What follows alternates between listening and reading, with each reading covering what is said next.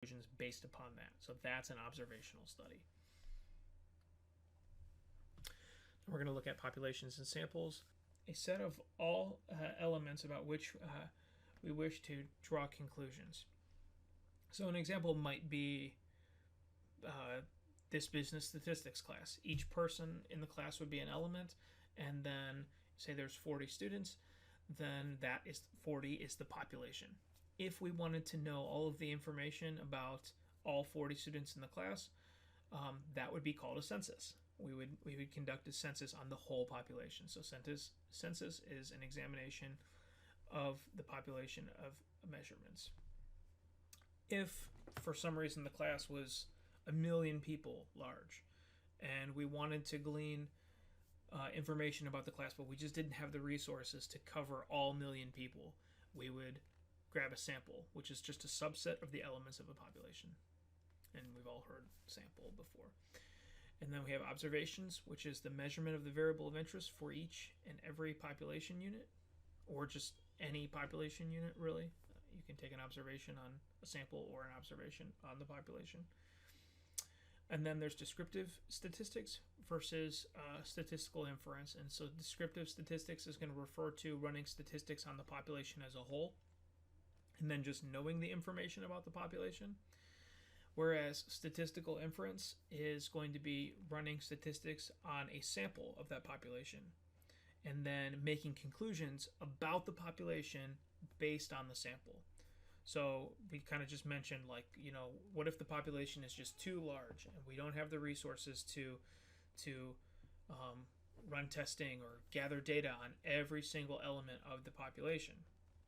So we would this is what you'll find that we do in this course is we'll take a sample, we'll conduct tests and figure out and obtain data, conduct tests and whatnot on the sample, and then we draw conclusions about the population based upon that sample. Here's what we'll do. We will look at the cell phone case. I'll read that off, and then we'll look into identifying some of the characteristics of the cell phone case in our worksheet. Okay. So rising costs or rising cell phone costs have forced companies having large numbers of cellular users to hire services to manage their cellular and other wireless resources. These cellular management services use sophisticated software and mathematical models to choose cost-efficient cell phone plans for their clients. One such firm, Mind Wireless of Austin, Texas, specializes in automated wireless cost management. According to Kevin Whitehurst, co-founder of Mind Wireless, cell phone carriers count on overage, which is using more minutes than one's plan allows, and on underage, which is using fewer minutes than those already paid for, to deliver almost half of their revenues. As a result, a company's typical cost of cell phone use can be excessive, 18 cents per minute or more. However, Mr. Whitehurst explains that by using Mind Wireless automated cost management to select calling plans, this cost can be reduced to 12 cents per minute or less. In this case, we consider a bank that wishes to decide whether to hire a cellular management service to choose its employees' calling plans. While the bank has over 10,000 employees on many different types of calling plans, a cellular management service suggests that by studying the calling patterns of cellular users on 500-minute per month plans, the bank can accurately assess whether its cell phone costs can be substantially reduced. The bank has 2,136 employees on a variety of 500-minute plans with different basic monthly rates, different overage charges, and different additional costs for long distance and roaming, etc. It would be extremely time-consuming to analyze in detail the cell phone bills of all 2,136 employees. Therefore, the bank will estimate its cellular costs for the 500-minute plans by analyzing last month's cell phone bills for a random sample of 100 employees of these plans. This is on page 9 of your book. When the random sample of 100 employees is chosen, the number of cellular minutes used by each sampled employee during the month, the employee's cellular usage, is found and recorded. The 100 cellular usage figures given in table 1.4, that's pictured above. Looking at this table, we can see that there is substantial overage and underage. Many employees used far more than 500 minutes, while many others failed to use all the 500 minutes allowed by their plan.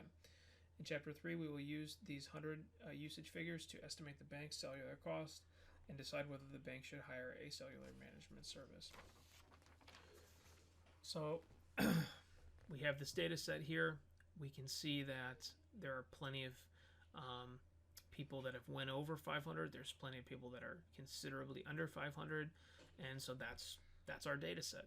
So now we're going to go over to our review sheet or our exercise sheet, and we're going to answer some of these questions.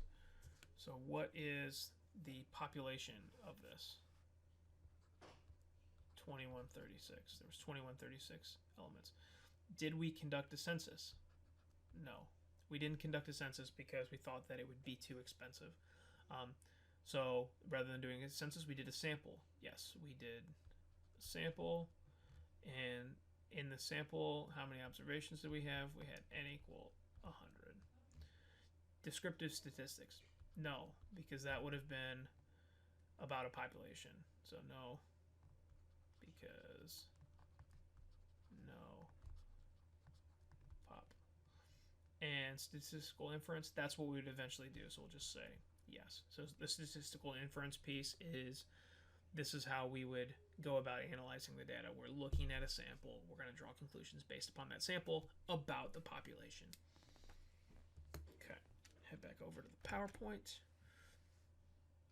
and to the next page. And then this is the last part of our first chapter, and this is looking at ratio, interval, ordinal, and nominative scales of measurement. And nominative is just a qualitative variable for which there's no meaningful order or rank of the categories. So examples would be gender, car color, eye color. So when we have all that data down there, like, it's basically saying that, like, there's no gender, like one gender is no better than the other, no car color is better than the other, no eye color is better than the other. It's like, it's just is what it is. It's just different, right? So like there's no ranking of red to blue to green of car color. It just is a quality about the data. Okay. Ordinal is also a qualitative variable for which there is meaningful ranking order. So if somebody asked you to answer a survey on teaching effectiveness, how effective was this teacher 1 through 10 or A through F, like A through, A, B, C, D, F has a ranking, has an order, that would be ordinal. 1 to 100, grade them on that scale, that has an order. So that would be ordinal. Order, ordinal. There you go. Then interval, all the characteristics of ordinal, plus there is an arbitrary 0. So 0 is assigned, it's non-physical and not meaningful. The best example of interval as a scale of measurement is temperature. So 0, like 0 degrees Fahrenheit, obviously means cold, but it doesn't mean no heat, right? So 0 is not like an absolute 0, which, coincidentally in temperature there is an absolute 0. But so we're looking at 0 degrees Fahrenheit. That 0 is just a point on the scale. It's not the absence of temperature. Okay, so that's what makes that. That's what makes that interval. And then equally, you can't compare interval values by ratio.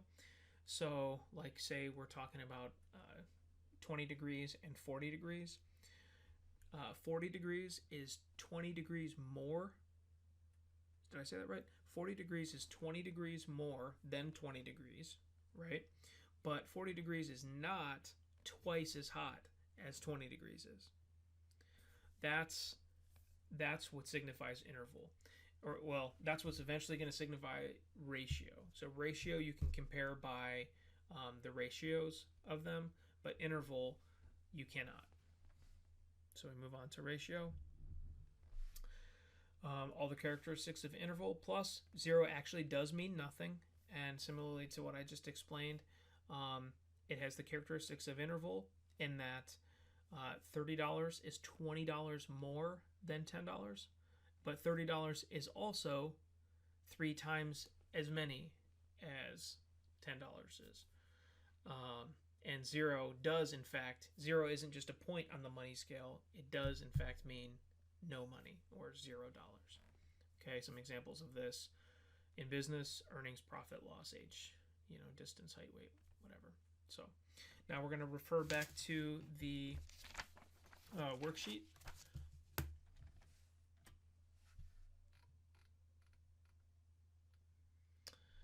And we're just going to talk through whether these are nominal, ordinal, interval, or ratio. And personal computing operating system, no ranking order of these. I mean, if you wanted to take it, if you could establish like oldest to newest, then you can, I guess, potentially make an ordinal, but that's not what we're doing. We're just saying these are the categories. So nominal. Motion picture classifications: G, PG, PG-13, R, NC-17, and X. These do have a ranking order, right? This is the ranking order for how kid-friendly they are. So this would be ordinal.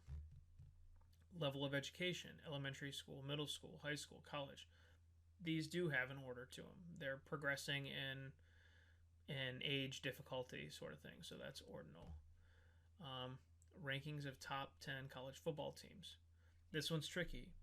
So this would be interval, except that there's no insignificant zero there. So it's just ordinal, even though they are numbers. So ordinal can be numbers, but if there's no zero, and they can't be compared like a ratio, then they're going to be ordinal. Exchange on which a stock is traded. There's no order to that, so it's just nominal. Zip code. No order to that. There's like no one zip code is better than another, so nominal. And temperature. We actually just use this as an example. We know that that is interval. And salary of a teacher in the thousands, and that's going to be our ratio. Okay, guys, I would like to thank you for tuning in for Chapter 1 lecture notes, and I will also have the review up and Chapter 2 up as well. All right, thanks so much. Take care. Bye.